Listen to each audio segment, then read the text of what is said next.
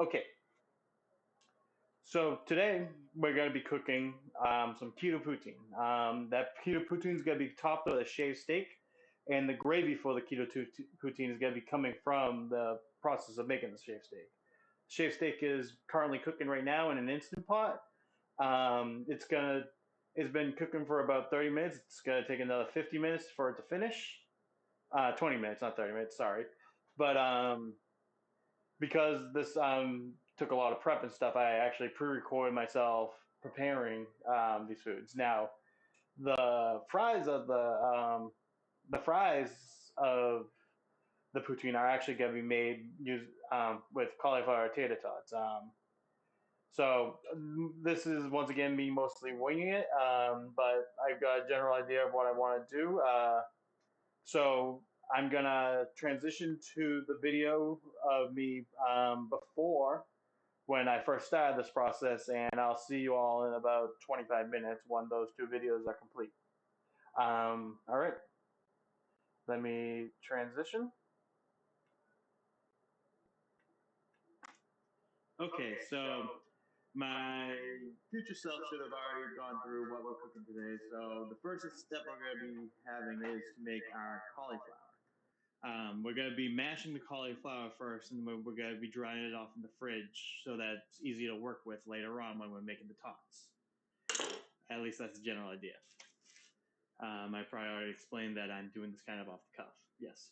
So making mashed cauliflower is very easy, especially in an Instant Pot. I got a basket here for holding and steaming. We're going to be doing 2 cups of cauliflower mash today because that's going to be the only vegetable in this meal. For the water, what I do, I want just enough water so that steams pretty quickly. And because we really don't care how much it really gets on to the cauliflower itself. Other than that, it's enough steam to actually steam up and pressurize the Instant Pot. So I usually do something around that much water in my Instant Pot, not that much. All right. Now, simple thing, yeah, we take our basket, put it in, and we're gonna load this up with 2 cups of cauliflower. This is the last piece of cauliflower I had for my last head, so I got a brand new head. Open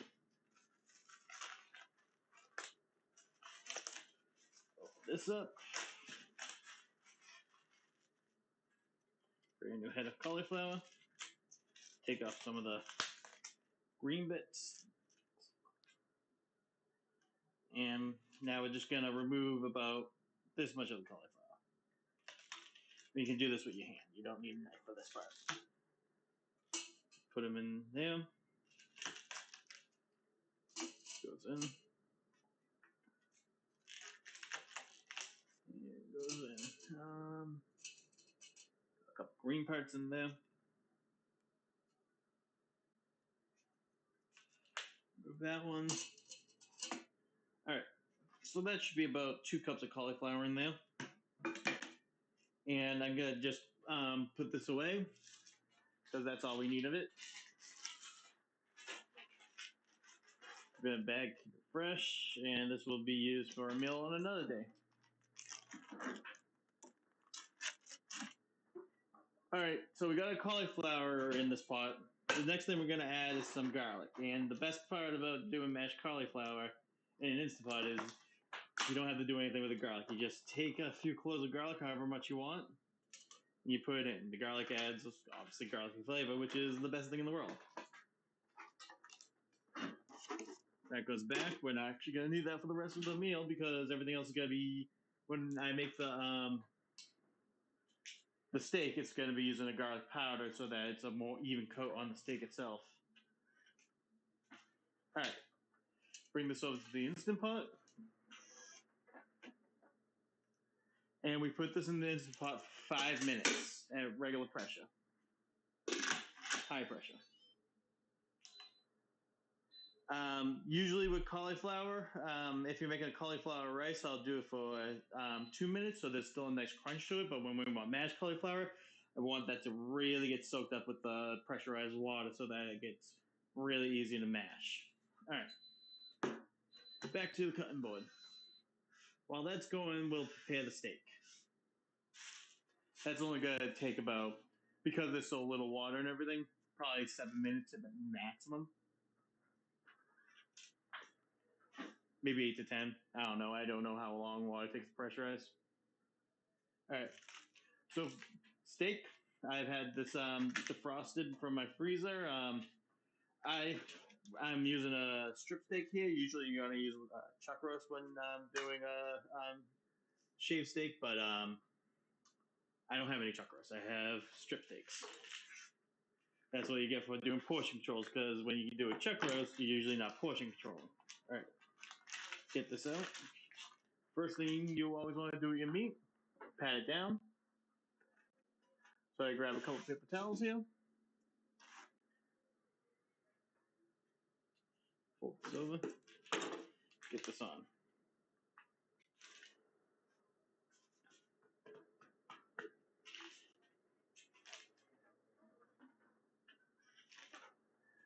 Now we're gonna spice. So obviously salt and pepper, but I'm also gonna be grabbing some smoked paprika,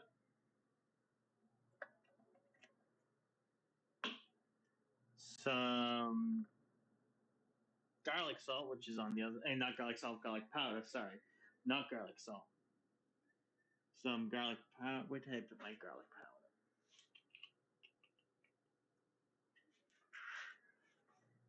Yeah, was over here. Garlic powder, onion powder, and just salt and pepper. Yeah, so just these things. Smoked paprika is gonna give us a little smoky flavor. Garlic is garlic. Onion is onion. They're the salt, pepper, garlic, and onion powder are basically gonna be the staples of almost everything I ever cook. All right. So first, starting with the salt, you want to generously salt steak. Steak loves salt. So when I salt my steak, I get a nice even coating on there, something like that. I'm not sure how well you can see that. Let me bring it close. Yeah. So you can see there's a nice generous salting on there. And then a little black pepper. Some garlic powder. Oops, wrong side. Almost poured this all out. Garlic powder, I also do like to do a nice, generous shaking on. Onion powder, a lot less of this because it's super strong. That should be enough. And then the smoked paprika to give that nice smoky flavor. It's a great way to make smoky things without having to bust out a smoker or wood pellets of any sorts. All right, salt again. You really want to get salt on that fat too. That way, I believe it helps it render, but don't quote me on that. Pepper, garlic powder,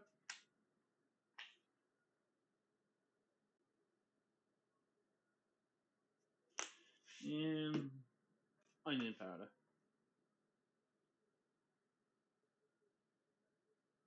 And smoked paprika.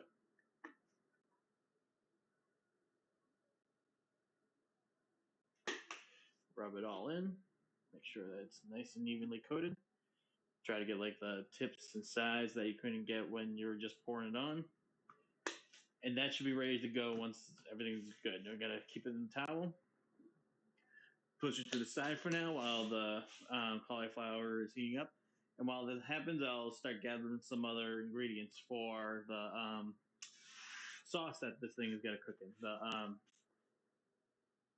What's gonna be the gravy, but first it's just gonna be a sauce that the beef's gonna cook in the Instapot. So first, beef bone broth. Oops, that's the chicken bone broth.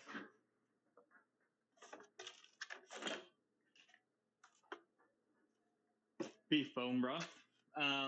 I say always go with bone broths. If you can go with bone broths are usually a lot better tasting than just a regular broth. A little apple cider vinegar. and some celery salt is also what we're gonna put into the sauce itself. I didn't want to put it on the meat. I don't want to add the celery flavor to the meat itself. I want it to be more in the sauce itself. All right. So now we just wait for the Instant Pot to finish. Until then, I guess we'll just stop the video for now, and I will then load up the next video right when the Instant Pot is finished.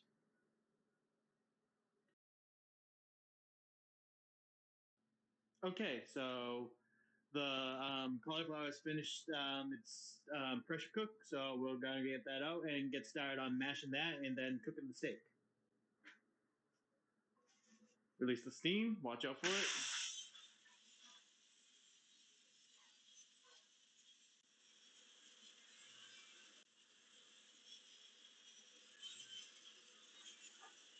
I like to warm up my hands a little bit every time. once that initial pop goes away and it's no longer the scalding steam. Don't try that at home. Mm. You can smell the cooked cauliflower and the smell of a little bit of garlic in there. It smells so good.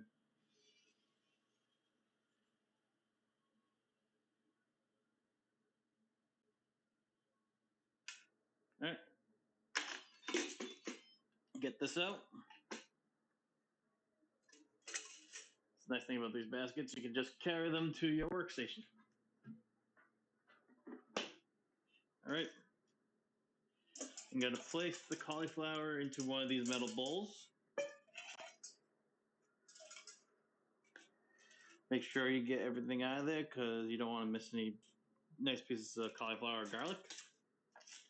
I'll put this in the sink. And then I'll get the pot out of the Instant Pot, clean that out, put some oil in it, get that ready for the steak once I put that on saute mode.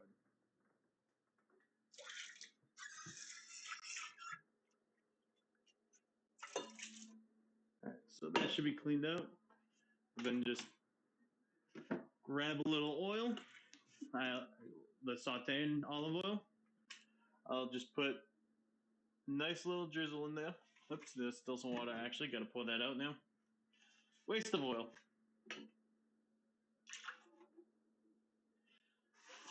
This time I'm going to actually dry out the pot before I put in the oil.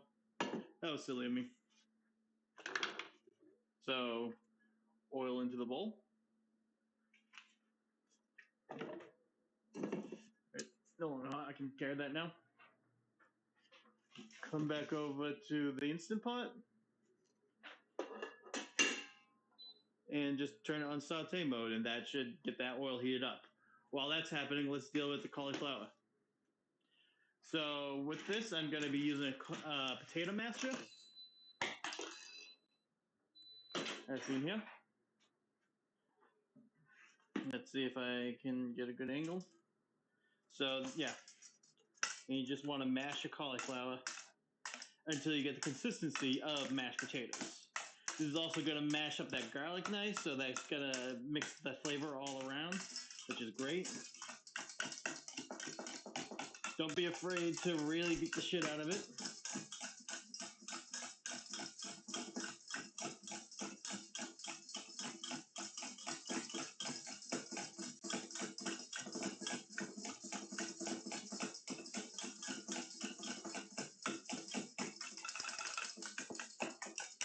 All right. As you can see, it's the consistency of mashed potatoes now. Now what I'm going to do, we want to get as much moisture out of this as possible. I don't need this anymore.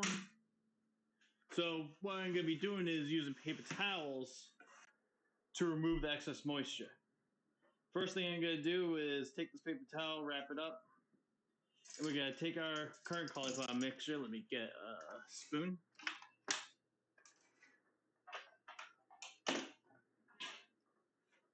And we're going to just lay this onto the paper towel.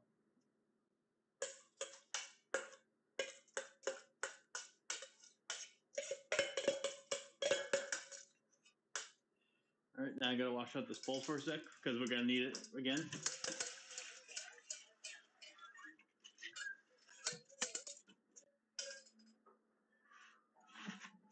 Actually, I have my drying paper towel right here.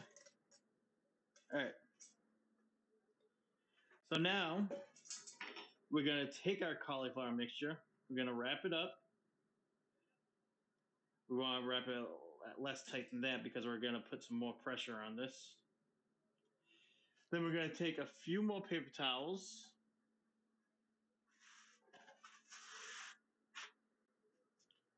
We're gonna put this at the bottom of this bowl. We're gonna take our cauliflower mixture. We're gonna put that on top.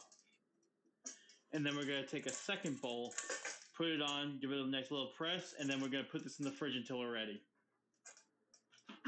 And that should dry it out enough for when we get to the final steps later on live. All right, back over to the oil. Oil should be nice and ready to go. Actually, I'm going to switch over to the camera. So turn on the camera. Should be live now. Come over here. You'll see oil at the bottom. We place our steak down. Make sure it's touching every surface. Give it a little pat down. And now we just have to wait for the side to brown a bit. So we'll wait for that. Come back to this camera.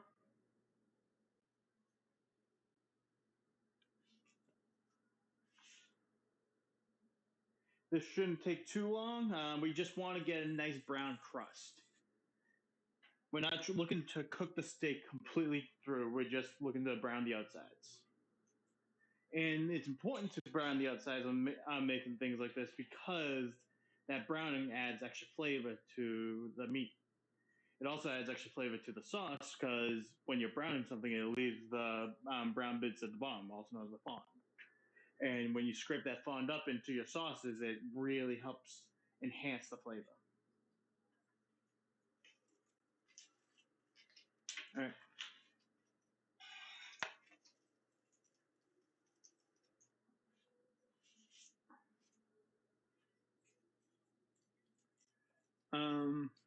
Yeah, nothing to do with wait now. Kind of wish I did the cauliflower at the same time.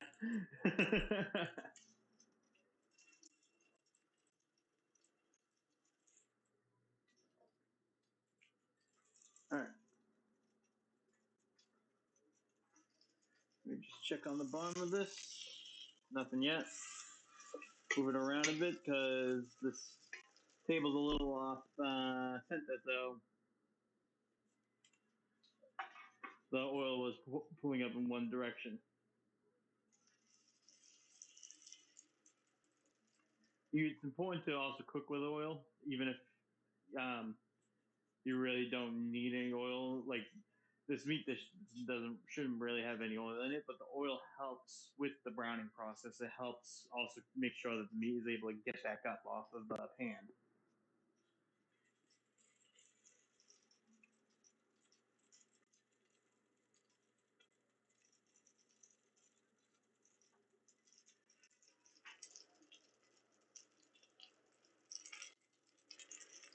Smells so good. The spices really come together. All right, I'm gonna flip this again. Well, I got this for the first time. There should be. Nope, not yet.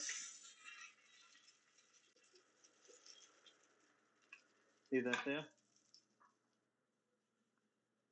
Um, yeah, this is a long dish to make, mostly because of the shredded beef. It takes a while for meat to actually start to fall apart even when cooking under pressure. If I was doing this traditional way with crock pot instead of an instant pot, this would be an all day affair.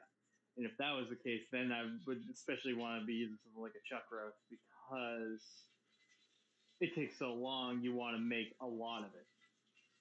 But because this is a single serving, just serving for me for dinner, this pot's great for that. And so is so is the strip steak. It makes it a little fancier. I mean, there's got to be people that say I ruined the steak, which technically I am compared to, because you're supposed to be doing this with tougher pieces of meat, because this meat is already good enough that if you grill it, that it's got to be easy to cut, easy to chew. And what's going to happen is this is going to be well done after 70 minutes of cooking. So it's no longer even going to be pink in the middle or anything. All right, that's starting to sound like it's 15 minutes. Let me check. Oh, yeah, perfect. Switching over to the other camera, and I can show you what it's supposed to look like.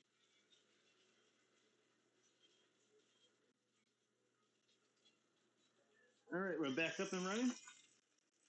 So when I go to pick this up, you'll see there's a nice browning on this side of the steak. And we're going to do the same thing on the other side. Put that down. You'll see the spices that are down there too from the top of the steak. We'll let that go, and yeah, you'll also see the fawn down there. You'll see the browning bits, pieces like that. That's all just extra flavor. Back to me. Yeah, while we're getting this ready, I'm gonna just mix the liquid that we're gonna put in. That way I can taste it before I put it in. I'll get. We don't want too much liquid. We don't want to drown our tots. We want to cover them. So I'm using a little glass. Bone broth will be the base. This will be important because let me. Yeah, that should be good enough. A little more. Yeah. And by doing it in this method, I'm going to be able to taste the liquid before putting it in, make sure that the seasonings are all correct. A little bit of apple cider vinegar. The vinegar will actually help break down the steak and give that nice little vinegary taste at the end. A little more. A little more. That should be good. And if I off balance something, then I don't have to take it out of the pot. So give this a mix. Start with some salt. Most broths aren't really salted that well. Pepper. Garlic powder. Oop. And onion powder. Be a little careful with that one. I'm not so worried that I put a little extra garlic powder in there. I like garlic powder. And I'm also going to be putting in some celery salt, which will impart that little bit of extra flavor to it.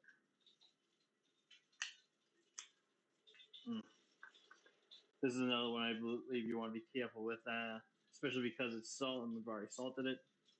That should be good. All right, let's give this a mix.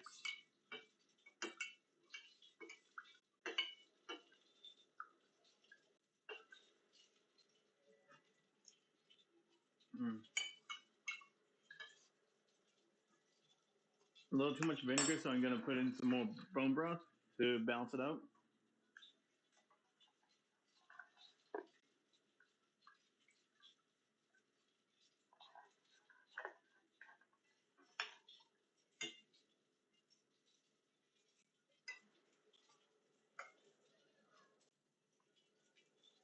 That's it. That's going to be good. And the other thing we're going to throw in there once the steak's already seared is a piece of rosemary.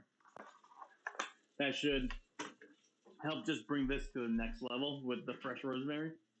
All right, that's beginning to sound like it's done. I'll go check on that.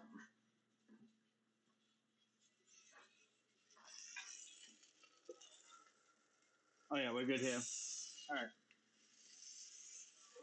So first thing I'm doing is I'm taking out the steak for now because we're gonna want to use the actual broth that we just made to deglaze the pan to get up all the fond I was talking about.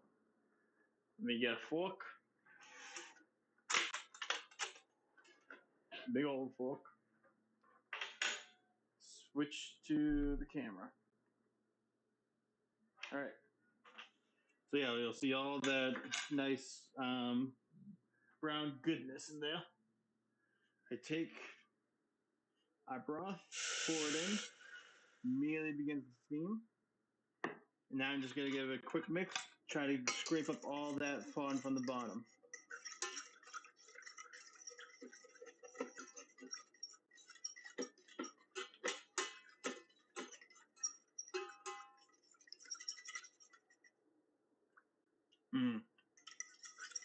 Oh, that's going to be good. So steak goes back in. We take our rosemary. We flap it. That helps release some of the oils from it. And we throw that in there right next to the steak. All right, now we're shutting this up. And we're going to pressure cook this for 70 minutes. So an hour 10. Oops. Still on saute. So if I go this way, oh, that's going to 4 hours. 20, 30, 40, 50, 110. All right. And that's all we can really do right now. It's going to take 70 minutes to get the steak done. So I'm going to be going back live. And once I'm live, the steak should have been cooking for, 40, 50 minutes. And then probably 40 minutes. And then we're going to work on making tots. All right. Back to you, me. And we're back live. All right. Thank you, me, for that great introduction to this video. So, yes, so now we are going to make the tots. The tots have been sitting in the fridge for all that time that you were just seeing. I got them right here, actually. Take that bowl. We don't need that bowl anymore. And we got our pan of tots right here. We're actually going to be doing it in this bowl, so I'm going to use the bowl I just discarded to help raise the platform so we can see easier. Let me transition down more.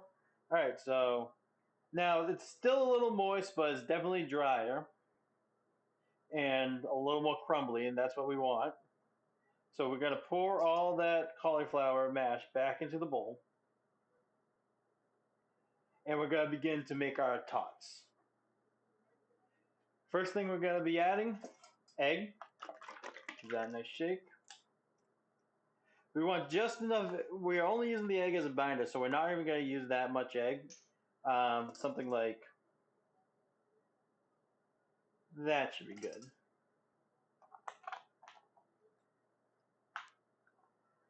And pork panko. This should also help keep the structure of the tots together without adding any carbs. And that's the entire point here.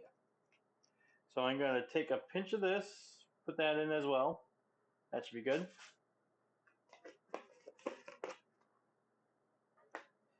We're going to put a little salt, a little pepper, a little onion powder. We don't need the garlic powder because there's actual garlic in this right now. That should be good. Then we're just going to mix it up.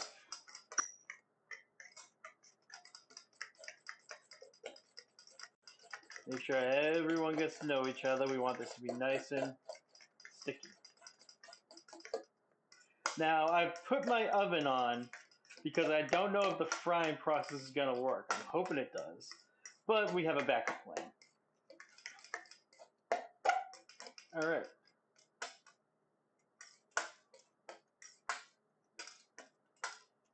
All right, that's nice and mixed up. So now we're going to make tots, but first I'm going to start the oil in the pan. Now, like before I've shown, we want just a layer of oil. We don't want to be deep frying these things. We want to be pan frying these things. So I'm going to switch over to the camera and I'll show you how much oil I use.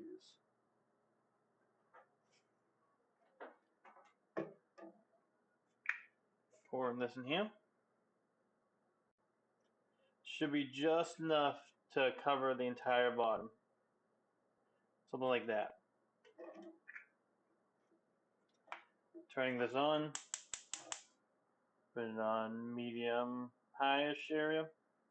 And back to over here. Back to the camera. Alright.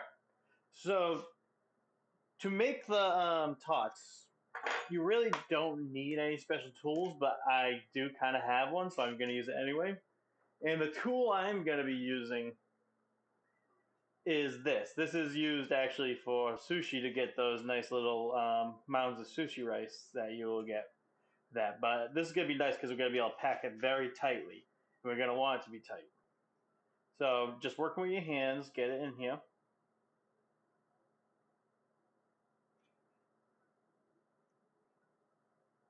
And yeah, we want it to be nice and tight.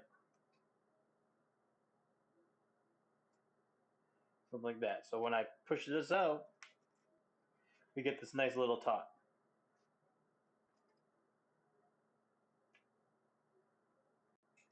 Work over this so anything that falls can just fall back in. Push down a little more.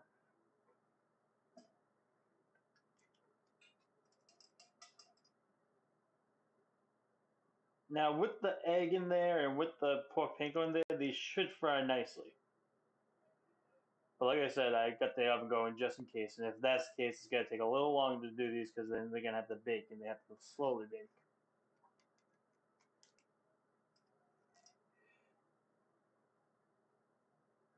All right.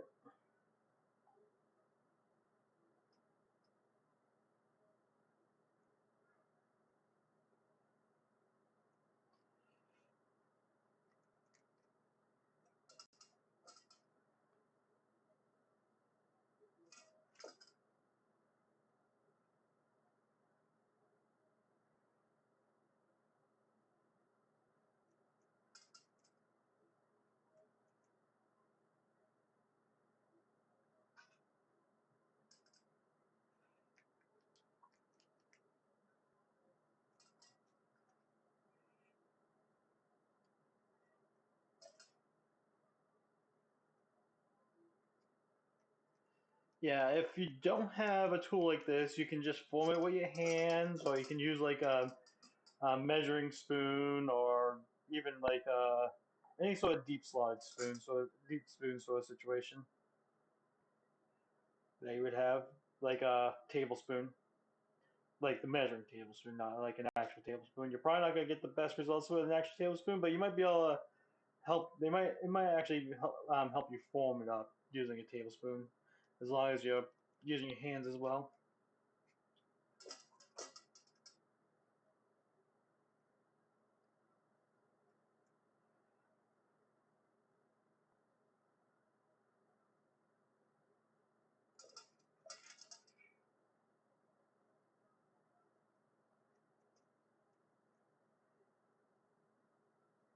Make sure you get every nook and cranny. You want this to be nice and tight so it doesn't fall apart when frying.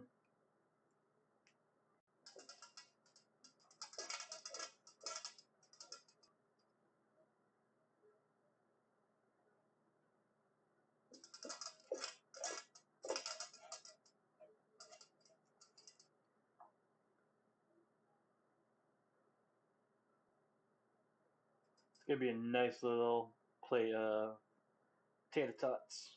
I haven't had a tater tot, for about a year, so even this tater tot equivalent is going to be a nice little treat for me.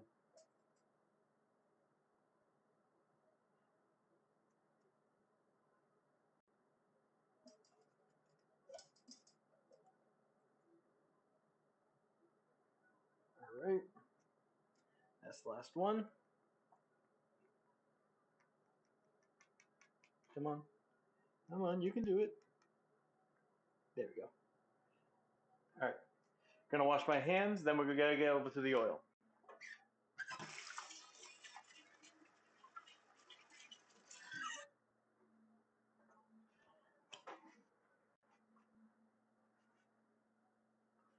Alright, I'm gonna check to see if the oil is hot enough by grabbing a piece of the leftovers in here and seeing if it sizzles in it.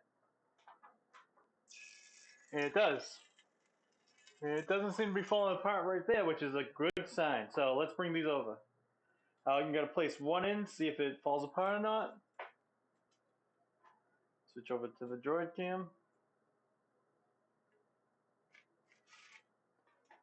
Here we are. All right. One at a time. You might actually need to turn this down a little bit. Oh, yeah, that's actually going to be good. Sweet. So I don't need to worry about the oven.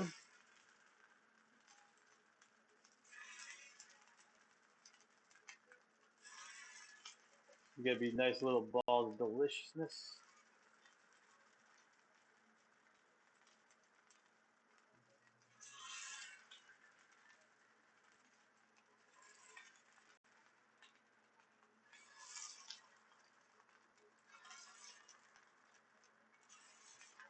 All right.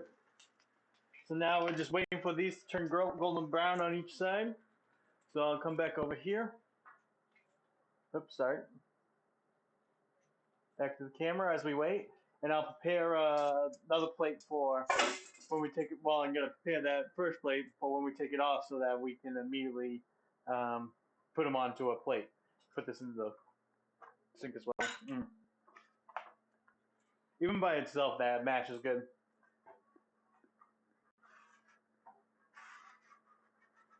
All right. So I'm just grabbing some paper towels to cover this plate. So when those are done, we can place these onto the paper towels and drain out any of the excess soil on them. I don't think these should take super long, but I'll be sitting around watching them. We have 14 minutes left on the steak itself, so this should all be coming together around the same time, which is good, because that's what I planned for. Put away the egg. You don't want that going bad. I'm going to put away my spices. Don't need these anymore. There should be enough spices in the gravy itself.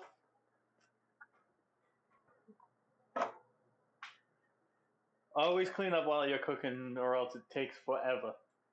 That's another tip.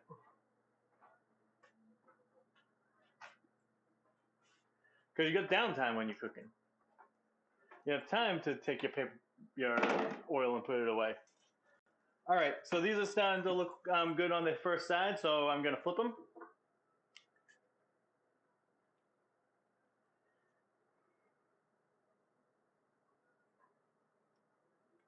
All right, right side up. Oh yeah, you can see a golden crust beginning to form at the bottom. Might have kept these on that side a little too long. Nothing major.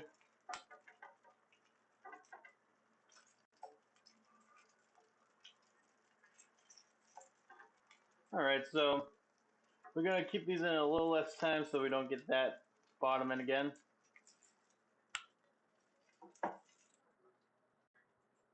Back to camera. All right. So yeah, I'm going to keep a closer eye on these now because I got them a little singed. We want them to be golden brown, not dark brown like the bottom of those are right now. But they're still going to be good.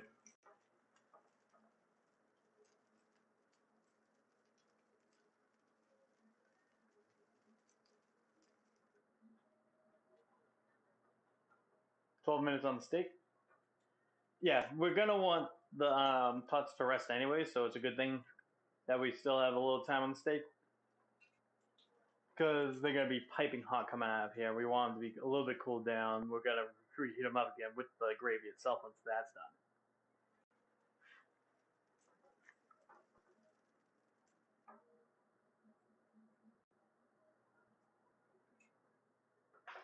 Right, gotta grab a glass of water for myself. Always important to hydrate.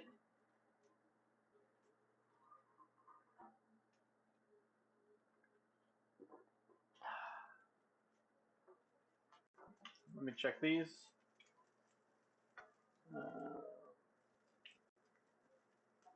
Moving them around a bit so that there's a couple sides, because these are not perfect squares. A couple of them are the sides of them are hanging out of the oil. And that one right there. But these should be close to done at this point. So I'm gonna switch back over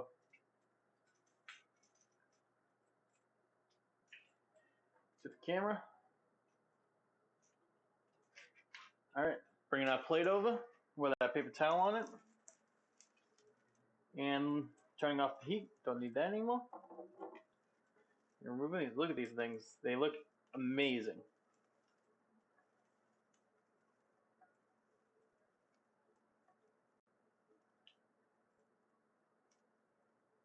Oh, I am so excited for this. I haven't had poutine in like 3 years, not since before quarantine, and like way before quarantine, like the summer before quarantine at least. Bring this over, and you always immediately salt anything that you're frying it like that. All right, oil's off. Back to the camera, and now all we have to do is wait for the steak, which is going to take another 10 minutes. In the meantime, I'm going to actually try out one of these, at least one of the edges. That looks good. Mmm. Mmm. It's obviously not the same thing as a regular potato, but it tastes really good. It tastes like a tater tot. Mm. And I think what helps that is the pork panko inside of it gives it a little more the meatier flavor that you would have in a potato instead of just cauliflower. Light these up. Yeah.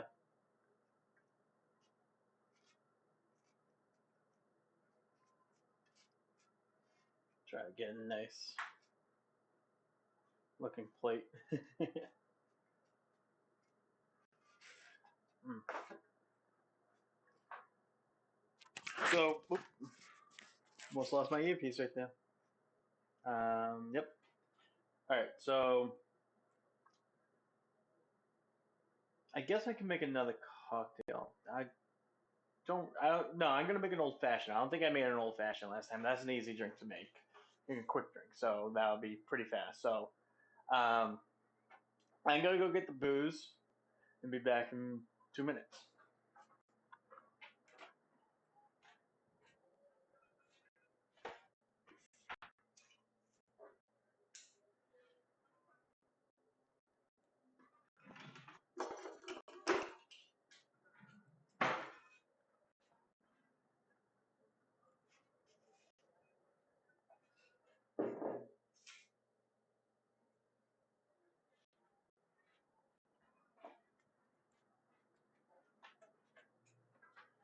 Okay.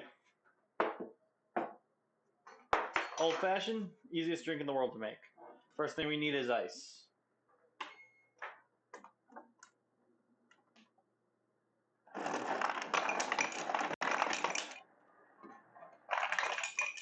That should be enough ice.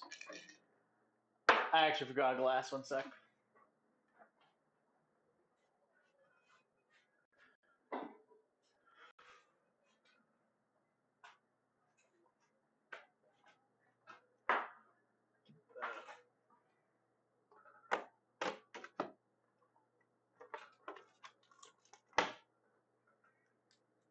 Whoops. Those got frozen together.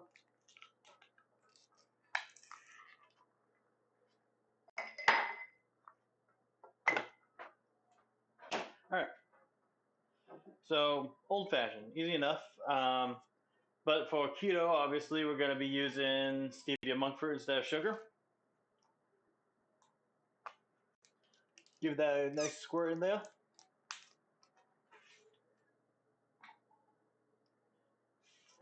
Then bitters.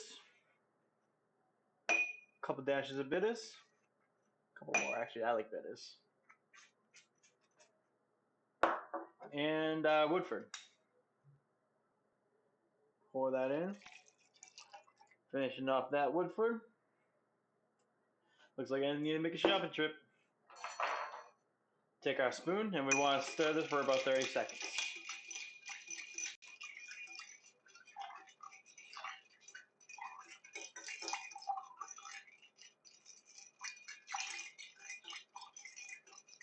Nine, 10, 11, 12, 13, 14, 17, 18, 19, 20. Now, the reason why you want to stir for so long is because it helps dilute the drink, and water actually helps increase the flavor of whiskey, and it really helps chill it as well. All right. Now that's all mixed up, we have our max other glass. You'll notice I have a big old ice cube in this one. What's nice about these big ice cubes is they melt much slower, so it's not going to dilute your drink over time. And I highly recommend anyone that gets cocktails to get a big ass ice cube tray. They're not expensive and they are very worth it if you're into cocktails. All right, give this a pour.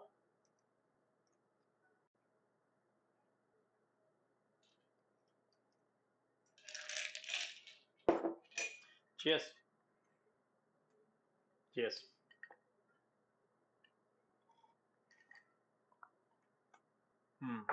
So good. Tastes like a regular old fashioned. I mean, and the old fashioned, it's the simplest cocktail you can make, but it's also probably the best to me. It's my favorite cocktail. A lot of people try to jazz up old fashions with things like fruits and stuff, and it shouldn't happen. It should just be whiskey, sugar, and bitters. The fact that I'm using stevia itself is to me like a war crime. But you do what you gotta do. Mm. We got 4 minutes on the steak, so we can just sit here and wait. I'm gonna throw these in the microwave just so that they stay warmer instead of being out here in the regular air.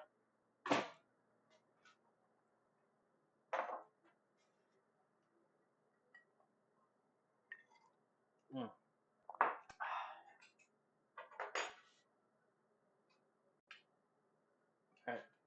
All right. Yeah, cooking keto is actually pretty simple as long as you're okay with replacements. Some things are obviously impossible to do. You can't make like a leaven bread keto. But flatbreads, anything that's like flat, you can use cauliflower, you can use pork panko. Anything with sugars, you can be using stevia instead. I make barbecue sauces using stevia instead of brown sugar. Um,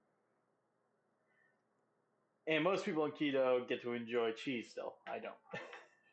It's very unfortunate. So my poutine's not gonna have cheese curds on it, which it's sad. It's a sad day that you have cheese curdless poutine. But beggars can't be choosers.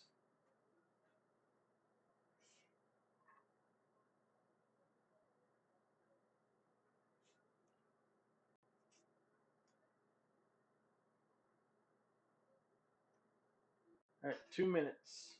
Oh, I forgot to shut the oven. That would have been bad. Mm, so good. More cleanup to do while waiting. Don't need this anymore. This is gonna be my only cocktail today. Wash that off so I get a couple more uses out of it.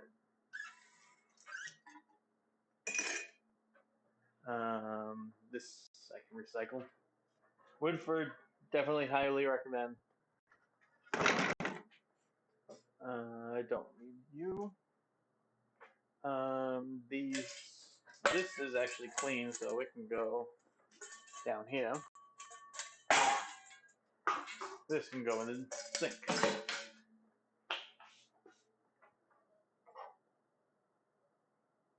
I can actually use the spoon later when I'm getting the gravy out. All right, 1 minute on the steak. So excited. I am super excited for that steak.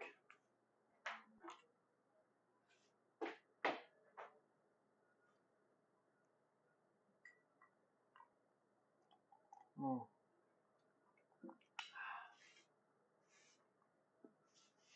Come on.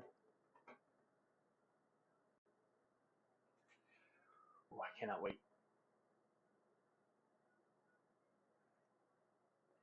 All right. Actually, where did I do? Oh, I put the plates in there.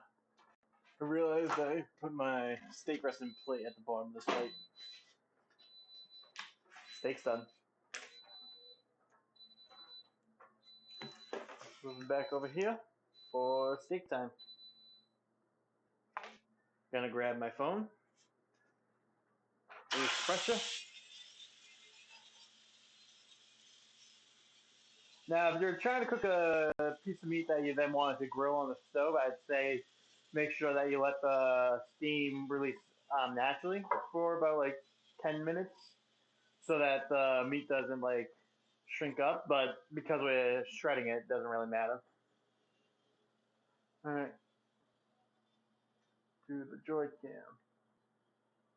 All right, so for the gravy, what we're going to be using is this stuff, xanthan gum. This is my other secret ingredient for keto meals, other than cauliflower. All right, so this is all done. What's that smell like? Oh, that smells good. That smells unbelievably good. All right.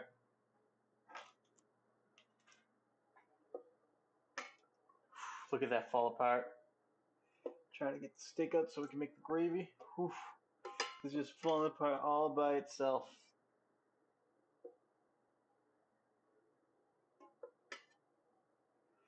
All right, and now get the rosemary out. Try to get as much of the rosemary leaves out.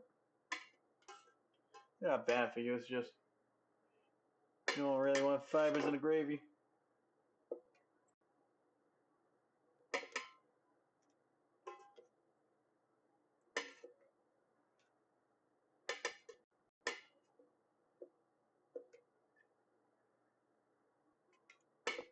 All right.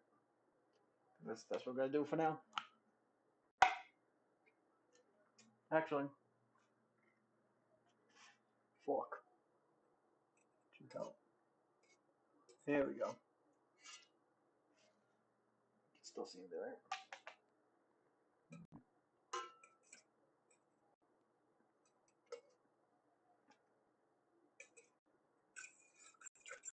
I gotta taste the sauce as it is. See if it needs anything else in it.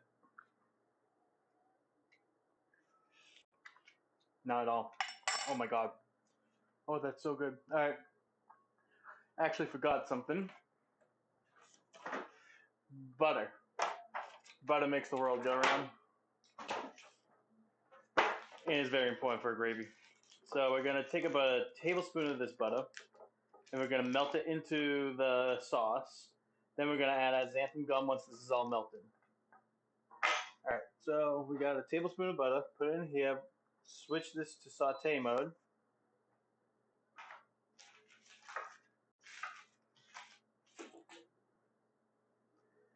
While that happens, let's try to get all this on one side. Move the steak over.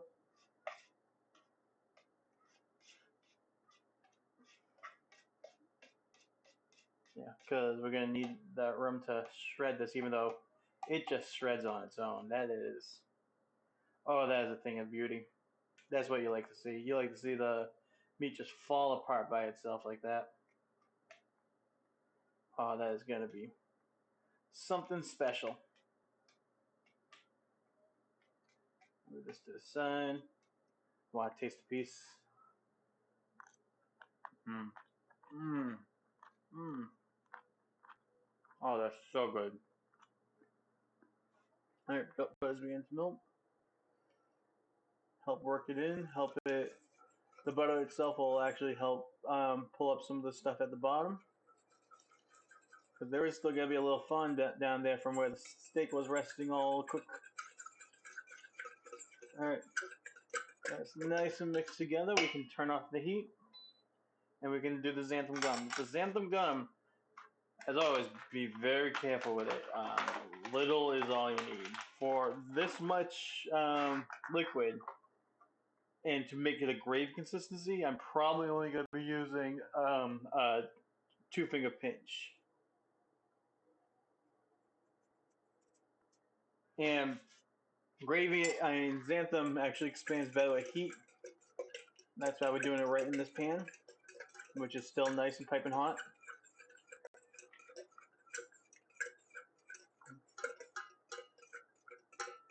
Yeah. We gotta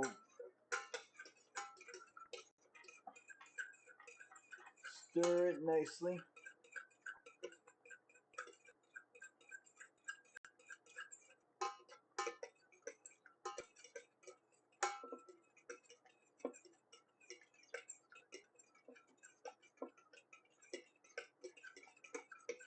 The reason I'm keeping this consistently moving is so it doesn't clump.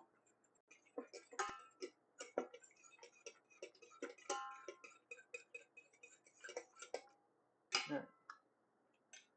Test that out. This should be all coat the back of a spoon. Not yet.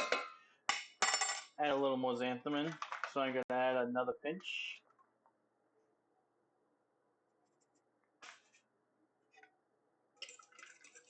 We're actually gonna turn on the heat, try to saute it down a bit.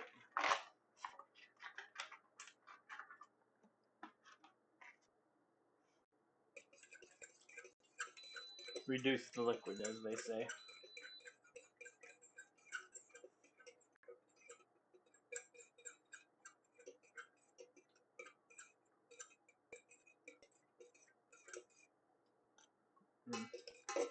Could be a good gravy.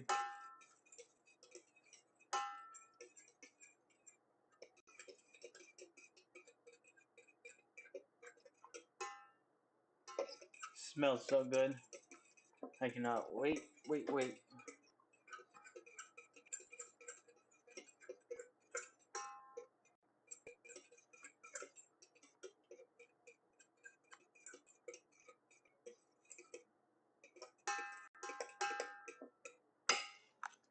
Check that. Oh yeah. Oh yeah, that's beginning to get the consistency we want. You can see it really becoming gravy. That's what we want. Turn off the heat. Alright, let's plate. I'm gonna switch back to the regular camera and move everything over. In my pocket. Alright. Move the steak over here, and now I'm gonna grab our big bowl of gravy. Spoon. Come on this side. Alright. To plate this, I'm gonna start with putting some shaved steak in between these nooks and crannies.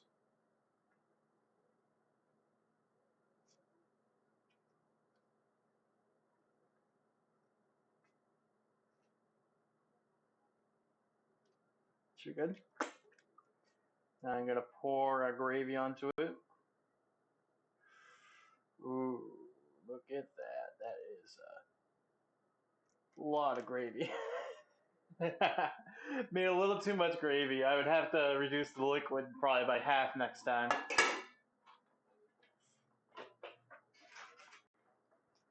And now we top off with the rest of our shaved steak.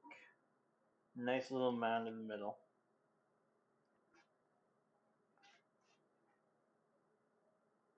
And there it is. Keto Poutine.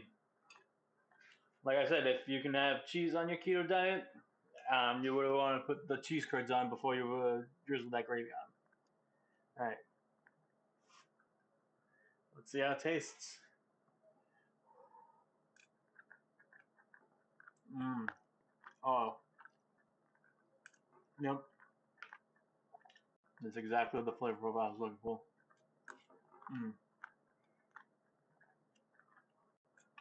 It's so good. All right, I'm gonna eat this, but thanks for watching. Um, yep, Machina, thanks for chatting. um, but have a good day. Keep eating good.